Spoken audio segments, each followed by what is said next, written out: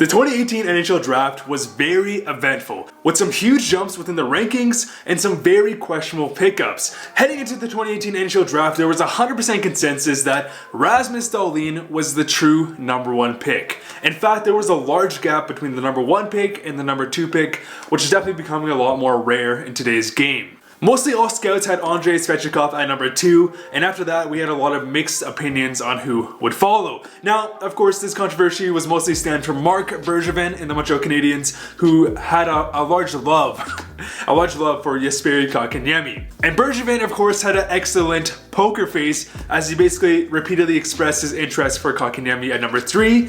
Now, obviously this draft was very recent, so in the next 5 to 10 years, of course, we're going to see some massive, fluctuation here throughout all these players' careers. So with that being said, I'm definitely going to retouch upon this topic, this draft, in the future. But anyways guys, today we're going to be doing a 2018 NHL redraft with the top 15 picks from this draft. And before we start this video, I thought I'd touch upon some of the main metrics I kind of take into consideration when I create these lists. So we'll start with NHL impact. Have they translated into the NHL and demonstrated, an NHL caliber game?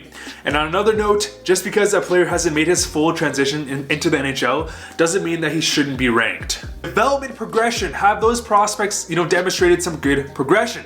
Production. Have they been producing? Individual player traits. What type of player are they? And lastly, just upside. What type of potential does this player have? Does this player have the right traits to become that high-end player? Comment down below your 2018 NHL redraft. So to start with the 15th pick in the 2018 NHL draft, the Florida Panthers select Andre Miller, who was originally the 22nd overall pick within this draft. Miller has always been an extremely intriguing player to me. 6'4" complete defenseman who has a lot of strength, great skating ability, and great offensive instincts. Miller has yet to play a single NHL game yet, but he's developing into a great two-way defenseman who is currently putting up great point production in college hockey. He's put up 11 points in 18 NCAA games this season and put up an astounding 22 points in 26 NCAA games the last year as a freshman, which is really great production there. Now, he still definitely needs to polish his game, which is why he's playing in the NCAA, still working on all areas of its game here, but he has all the tools here to be a high-end defenseman. At number 14, we have the Philadelphia Flyers, and the next couple picks I believe are kind of interchangeable, and I have them selecting Vitaly Kravtsov, who was originally the 9th overall pick from this draft. Now, before the start of the season, I would have had him a lot higher. In fact, I had Kravtsov at least within my top 10 of this year's Calder rankings. However, his transition has been a bit concerning into North American hockey. We've seen in the past where players who are great scorers in the KHL or, other European leagues can't fully translate that game into North American ice. Now, I'm not saying Kravtsov is one of those players who won't do it there, but the fact that this transition has not been, going well whatsoever so far, there's definitely some more risk here. He signed his contract and broke into the New York Rangers club this season. However, he was unable to make the roster on opening night, which actually surprised me, and so he started the season in the AHL.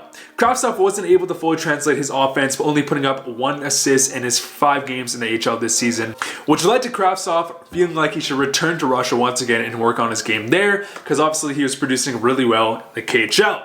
And as a 19-year-old, Kravtsov was putting up really good point production, which is definitely very rare in the KHL.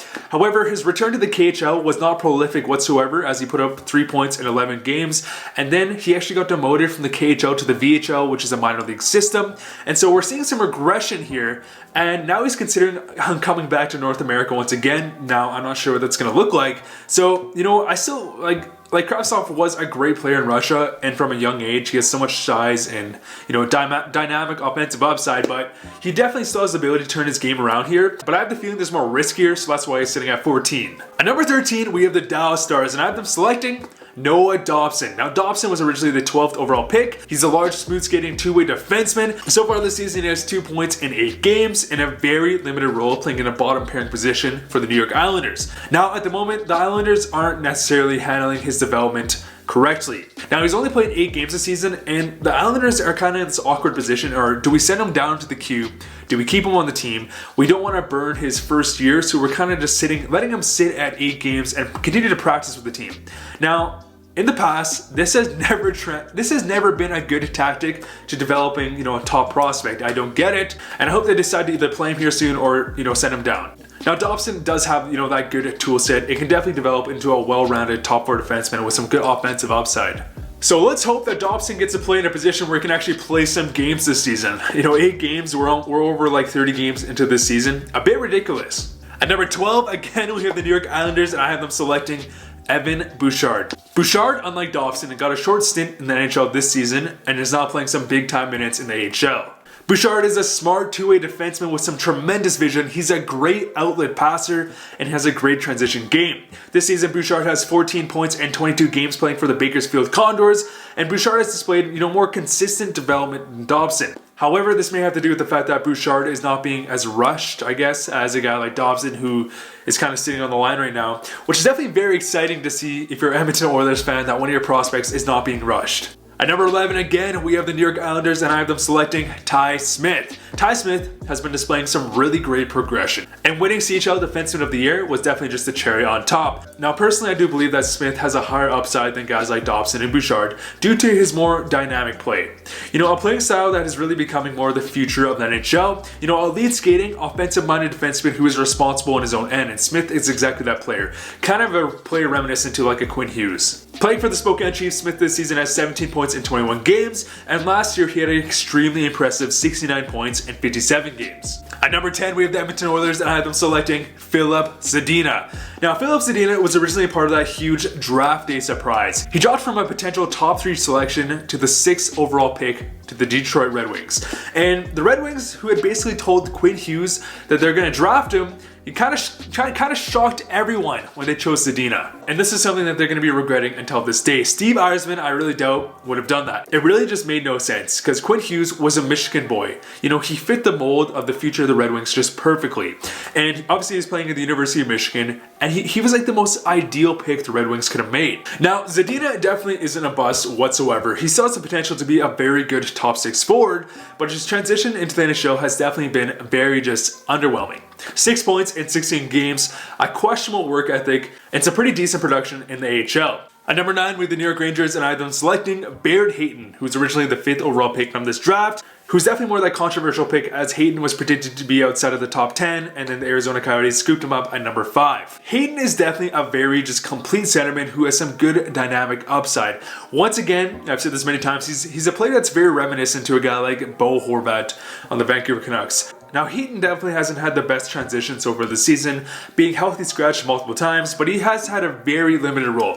4 points in 14 games, but Hayton has the upside to be that well-rounded top 6 centerman. At number 8, we have the Chicago Blackhawks, and I have them selecting Joel Farabee. Joel was originally the 14th overall pick, and last season Farabee had a great transition into the NCAA where he put up 36 points in 37 games. He started the season very hot this year. He's kind of trailed off recently, but he still has a respectable 11 points in 24 games. He's a great scorer, he has high-end upside, he's a potential top-line winger, and his development has been really strong and consistent. At number 7, we have the Vancouver Canucks, and I have them selecting Rasmus Sandin, who was originally the 29th overall pick, which I believe this is the biggest jump we're going to see so far in this redraft. Sandin's transition into pro hockey has been fantastic. AHL production has been top-notch, and we are seeing some great development taking place here. 12 points in 16 AHL games this season, and 2 points in 6 NHL appearances this season. And during his NHL stint, I thought he looked great. He was holding his own, and he had some good looks. However, I do truly believe that playing for the Marlies in the AHL is definitely best for his development, especially for a team like Toronto. I mean, Toronto could use another defenseman, but Sandin playing more big-time minutes where he can really dominate the AHL is definitely the best course of action for his, development. At number 6, we have the Red Wings, and I have them selecting Jesperi Kotkaniemi. Jesperi had a good freshman year, but he's really dropped off this season with only 5 points in 22 games so far. Now, his upside of being a high-end top 6 centerman is definitely still there, but his steep progression this season and kind of a more sophomore slump is definitely a bit concerning. I am still very high on Kotkaniemi though. He was displaying some high-end skill at times and traits of, a more complete 200-foot centerman, and so hopefully he can turn around his game so far this season. At number 5, we have the Arizona Coyotes, and I have them selecting Adam Boqvist, who was originally the 8th overall pick in this draft. Now, Boqvist or Boqvist is a very dynamic offensive defenseman who has the traits to be that number 1 power play quarterback. Now, this year, he displayed some extremely impressive upside in the preseason and got some great looks in his short stint in the NHL, putting up 2 points in 7 games and 6 points in 15 AHL games. Now, he's getting much more ice time in the A, which I believe, again, is better for his development. If you don't need to rush in, a young defenseman, Let them play those big time minutes in the AHL. It's just better for their development. So Boqvist gets another year where he can work on his two-way game and gain some more strength, and he could truly develop into like an Erik Karlsson type player. At number 4, we have the Ottawa Senators, and I have them still selecting Brady Tkachuk. Now, I'm a big fan of Tkachuk. He has a very unique skill set and displays top end potential. He has a lot of size, strength, excellent skater, silky mitts. He has grit and scoring upside to make him a very complete player. This season he has 17 points and 31 games, and Tkachuk is just a player that most teams would like salivate at the mouth to get, as he's just that type of player that wins you games. At number 3, we have the Montreal Canadiens, and I have them selecting the original number 2 overall pick, Andrei Svechnikov. Now, Svechnikov is a very dynamic goal-scoring winger who has really amped up his game this season, like really amped up his game. 34 points in 31 games, which is just a vast improvement over his totals last season. In fact, he only has 3 less points this season and 51 less games played, which is just crazy. We are seeing some fantastic development, and he's looking like a potential top-end winger in the league. And on a very exciting young Hurricanes team, he's looking like the real deal and a piece that will bring a lot of success to the franchise. At number 2, we have the Carolina Hurricanes, and I have them selecting Quinn Hughes. Now, I've heard a lot of debate on this topic. Has Quinn Hughes earned himself the second rank in the 2018 NHL draft? And I've heard most analysts actually say this is the case. And to me, he has. Now, I completely understand the argument, and I'm open to the argument that Svechnikov could be ranked at number 2. But I do believe that there is a strong case for Hughes at number 2 as well. Quinn Hughes is a very dynamic offensive defenseman who's already displaying those traits of a franchise number 1 power play quarterback and a potential top 2 guy. We are in Quinn Hughes' rookie season, and I've just been completely blown away with everything I've seen. He's far surpassed any type of expectations I could even thought of. Quinn Hughes has 24 points in 30 games this season, surpassing totals we haven't seen touched in decades, alongside of Cale Makar. Hughes is just dynamic in every sense. Top end skating ability, unbelievable hockey IQ and vision, and some of the best passing ability I've seen since the Sedins on the Canucks. Quinn Hughes is just the definition of modern day defenseman. Now, taking this into consideration, if you're comparing a top 2 defenseman, a potential top 2 defenseman, and a first line winger, in today's NHL, I would be very hard pressed to say that a winger has more potential than a defenseman. Now, if Svechnikov was a centerman, this would be a completely different story, and Svechnikov's value would blow Hughes out of the water. But in today's game, again, a top 2 defenseman has way more value than a first line winger. Prove me wrong. Tell me why I'm wrong. At number 1, we have Rasmus Dahlin. Now, Dalene may just become a generational talent. He's the most complete 19-year-old defenseman I've ever seen in my own eyes.